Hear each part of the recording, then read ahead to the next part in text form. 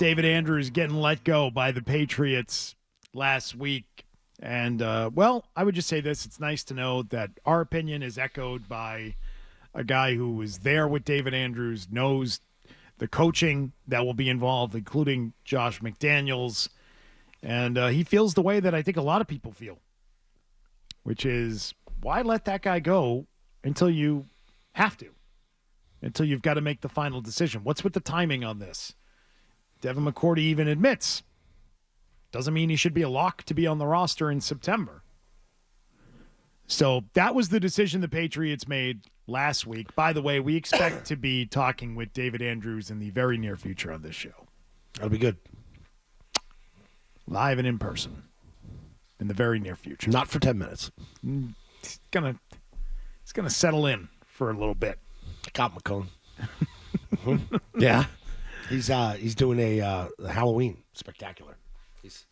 He's doing one of those bits. Yeah. So we're going to see how it goes. Yep. Nice. Little audition. He's going to do Monster Mash headlines. He's going Whole to thing? He's going to practice doing headlines.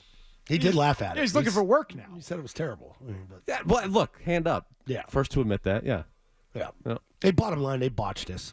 They completely botched this Andrews situation. I don't know what happened. Obviously, he was not cleared to play. He's hurt.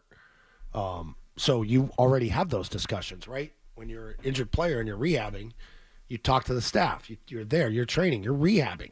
You're in a building more than regular players who just come in to get their hour and a half workout and get the hell out. You spend all day there. You talk to people. There was no guaranteed money that was coming due, which was going to screw them on a contract. He's underpaid for what he does for you. Flat out call it for what it is. You see the center money coming in. This guy Bradbury's, what, 2 for 12? Mm-hmm. Oh, underpaid. Ted Karras went out, got more money than David Andrews. That shouldn't happen. Now, Ted's a good player. It's not better than David. And I'm not just saying that because we know David. It's just David's – talk to anybody that's played with. Talk to Brady. Talk to Brady. And no disrespect to Dan Copen. He loved Dan Copen. He said, David's the best. And Devin's right. He knows Josh's offense inside and out. So if you're already having these conversations that you're hurt, you're hurt, potentially you can't play. So why would it be that much of a shock for a 10-year, 11-year guy, end of camp and, you're not feeling right? That, hey, you know what, we're going to go a different direction. That's cool. I don't understand why the trigger was pulled so quickly.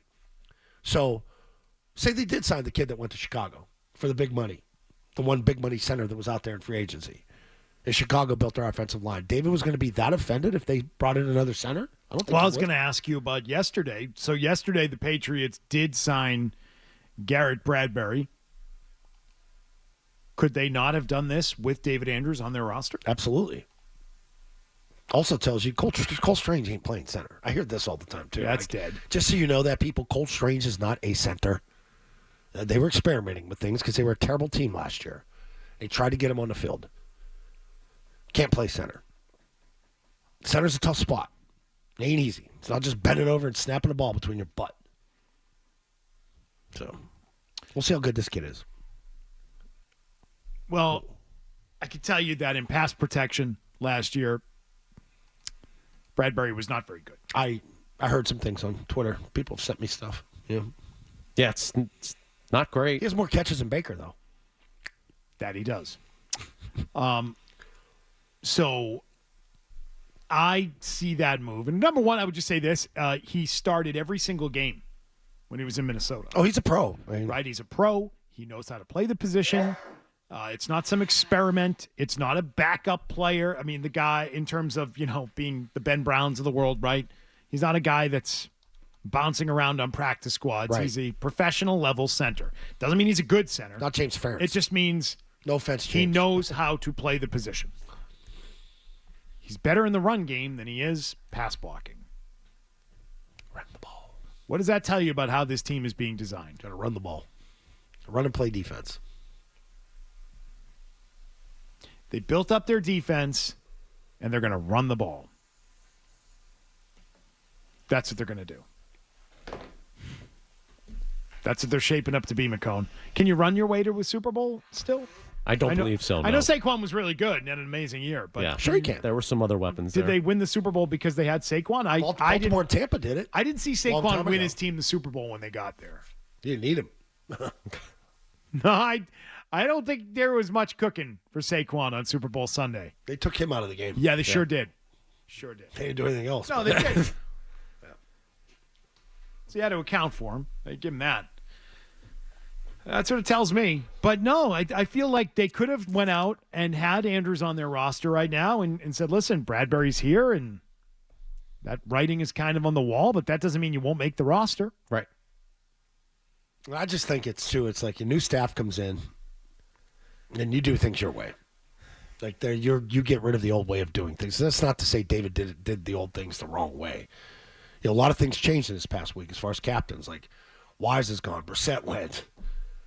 Jonathan Jones, he left town. Now all of a sudden David gets cut. The ones that stand out to me are Jonathan Jones and David Andrews. I'm with you on that. Like Dietrich Wise, sorry, at the end of the year he's calling the fans spoiled. And I agree. He wasn't exactly time for setting the right example. So I don't care that he's gone. Time for him to I go. do think that Jonathan Jones and David Andrews just represent all the right things that Mike Vrabel told us on day one he was looking for in terms of work ethic, in terms of not being an entitled player, in terms of setting the right examples, always being accountable. Those are two guys that were always those things.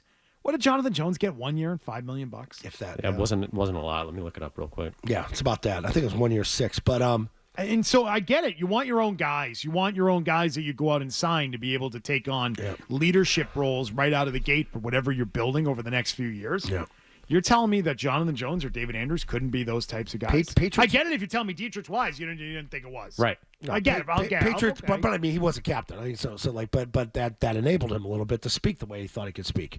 Yeah, but he wasn't saying the right things. No. Patriots Premier, they hand out that award every year, the Ron Burton Award, that exemplifies everything it is to be a Patriot on and off the field, and more importantly, off the field. And David's a former winner of that. Same thing. Jonathan Jones just won it. And McCourty's like that. It's, to me, like the trifecta. It's me doing things in the off season with these guys, and it's a Tuesday night. I don't play ball. I got a pretty easy job, 10 to 2 on radio, and those guys got to go in and get taped and lift weights. And I'm ready to get out of the appearance and ready to bang out, but I can't leave because David Andrews, Matthew Slater, and Devin McCourty are still sitting here and up front. And I would look bad for me to leave and them stay. Like you don't find guys like that. You really don't. And you don't teach them to do that. Like that's not taught here. That's not like, hey, this is the community activism. You have to do this. No, they want to do it. I've never seen 3 guys like that. I also think David Andrews is in his own category too, though, because of the relationship with Josh McDaniels coming back. Like I thought that would have been a real benefit too. And I'm sure he'll tell you that story too. I think that invigorated him even more to want to come back, because I think there were questions of, do you want to come back? Do you want to do this again? You probably don't ever want to go anywhere else, But okay, they got Vrabel. Right. Good. I think rehabbing the direction where the team was heading. Rehabbing to have a normal quality of life versus rehabbing that injury to be a football player in 2025 are two different things. Totally. Yeah. And so I think that he was probably trying to get on that football track more and more as we got closer. And Josh excited him. Well, ask him himself. He'll be in here. He'll tell you about it. Not today. Not tomorrow. But this week. David Andrews. And I ain't coming in Saturday. No, I'm not either. I won't be here on a Saturday. Jonathan Jones, 1 year, $5.5 million, $4.5 million guaranteed. I don't think it doesn't feel like they really tried. It feels like they were ready to move on. I'm fascinated by the thing Zoe tells us, though, that as a rehabbing player, you're in there every day. You're in there, you're visible, you're talking to people, which means there had to have been plenty of communication. Ton of communication, with the knowing where you coaching stand. Staff. And Mike's an upfront guy. It's an interesting dynamic for sure. Hey, if you like that clip, check out more videos from Zolak and Bertrand right here. For more Patriots analysis and opinion, hit this playlist. And for all the latest from the Sports Hub, download the app at 985thesportshub.com.